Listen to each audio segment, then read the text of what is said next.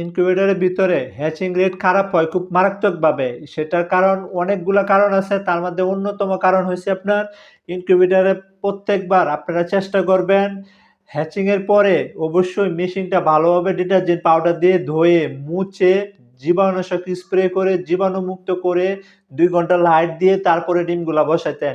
এই কাজটা যদি আপনারা না করেন তাহলে প্রত্যেকবার আপনারা দেখবেন হ্যাচিং রেট খারাপ হবে। অবশ্যই হ্যাচিং এর পরে এটা পরিষ্কার করে জীবাণুমুক্ত করে রাখার চেষ্টা করবেন। যখন আবার নতুন করে দিবেন, সব ক্যারেট সহ সবগুলা আপনার নতুন করে ধুয়ে পরিষ্কার করে জীবাণুমুক্ত করে তারপরে ডিমগুলা বসাবেন। তাহলে দেখবেন আপনার হ্যাচিং রেট অনেক ভালো হইছে। সবসময় ভালো হবে। এই কাজটা আমি সবসময় করি। আমার হ্যাচিং রেট আলহামদুলিল্লাহ অনেক ভালো হয়।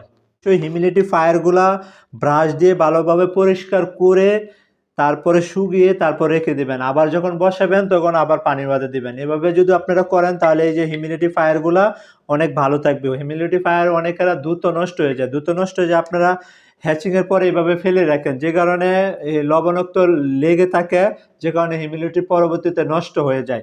তো এই কাজটা অবশ্যই করবেন। আর অবশ্যই যখন আপনারা হ্যাচিং এর ডিমগুলা দিবেন, ক্যারেটগুলা অবশ্যই পরিষ্কার করে জীবাণুমুক্ত করে অবশ্যই ক্যারেটে ডিম বসাতে চেষ্টা করবেন। তাহলে দেখবেন আপনার ডিমগুলা খুব ভালো ফুটবে, আপনার হ্যাচিং রেটও অনেক ভালো হবে।